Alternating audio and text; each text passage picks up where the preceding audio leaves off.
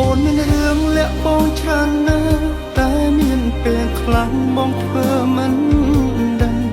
តែពេលនេះនៅកន្លែងនឹងសូមអូនសំលឹងភ្នែកបងឲ្យច្បាស់ពេលកន្លងបងទ្រាំព្រួយព្រោះចង់ចាប់ได้ក្បែរគ្នាដល់ឆាការពិតផ្ទុយខុសស្រឡាអូនប្រើគ្រាកន្លងអូនខូចច្រើនណាស់បងទុំឱកាសសង្ឃឹមអូនកែតែការពិតអូនមិនខលទេ